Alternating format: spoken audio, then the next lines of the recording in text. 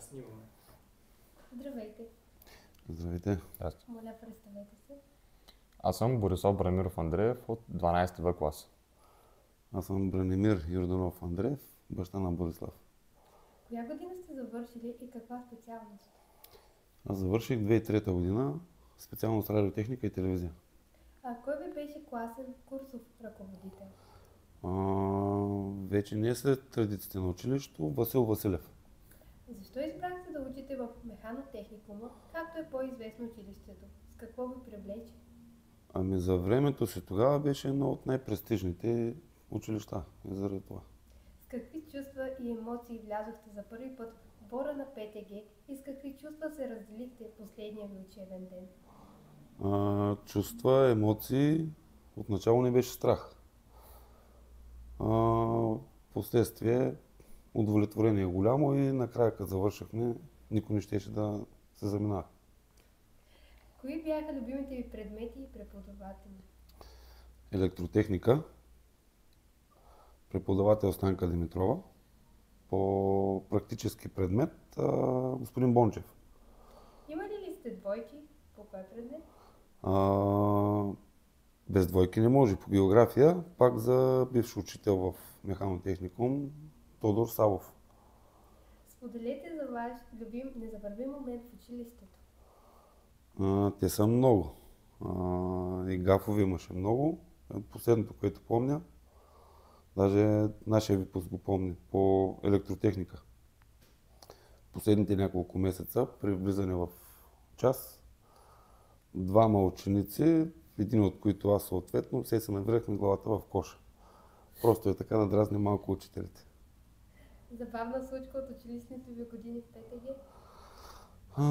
Те са много. Забавно. По практически предмет, пак ще спомена господин Бончев.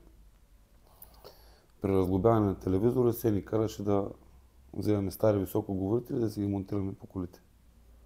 Кой е най-важният урок, който сте научили? Дисциплината. С какво училището подпомогна кариерата ви? След завършването ми се реализирах като военен служител, предвид обучението, което съм имал тук. Какво искате да предадете на децата ви от началото на ученето в училище? Да са малко по-дисциплинирани и да уважават и слушат повече преподавателите си. Какво бихте пожелали на настоящите и бъдещите ученици на механото? Много повече старане. Какво бихте пожелали на директора? Все така с тези нови проекти, които са за учениците и проекти, той е хем за училище, хем за учениците. Представете се кой клас сте и каква специалност? Аз съм Борислав Бранимиров Андреев, 12 В клас, мехатроника. Кой ви е класен ръководител? Госпожа Петрова по руски език.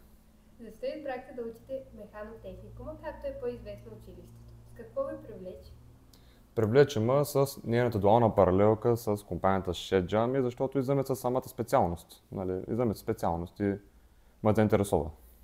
С какви чувства и емоции влязохте за първи път в двора на ПТГ и с какви чувства ще се разделите в последния ви учебен ден? С чувства влязох, всичко е ново, за първ път идвам тук, интересно ми беше, научих доста неща, за напускането ще ми липсва.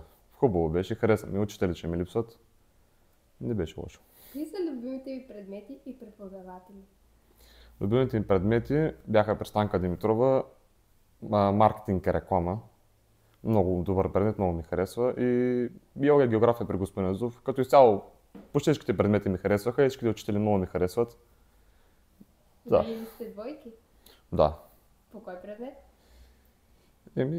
Математика, български, обичайното. Притоправям си ги, ама няма ученик без двойка. Споделете за ваш любим незабравим момент в училище. Незабравим момент, когато трябваше да дойдем да правим ремонт в стаята на господин Иванов, като разглобявахме чиновете буквално с чукове и с бор машини ги пробивахме. Това е незабравимо според мен. Забавна случка от училищните ви години в ПТГ? Той има доста, ама една от тях е като трябва да ходим да мием ябълки. Това е, да. Кой е най-важният урок, който сте научили? Както баща ми каза, дисциплината трябва да е на по-високо ниво. Тук дисциплината, да. С какво училището ще подпомогне пътя ви за развитие и реализация? С самите специални часове, които са не специализирани към нас, които са, например, като чертане, работене с CAD програмите, като изцяло това има пред. Доста помага за самата реализация към паралелката. Какво искате да предадете на другите от наученето в училище? Какво да предам? Да учат повече. Какво бихте пожелали на настоящите и бъдещите ученици на механото? Както как да учат повече, да са по-стигнати, като изцяло това е да има по-голяма дисциплина просто. А какво бихте пожелали на директора на ПТГ? Както баща ми каза, да има повече проекти с Erasmus Plus и да е по-интерактивно. Главно това. Иначе да. Благодаря.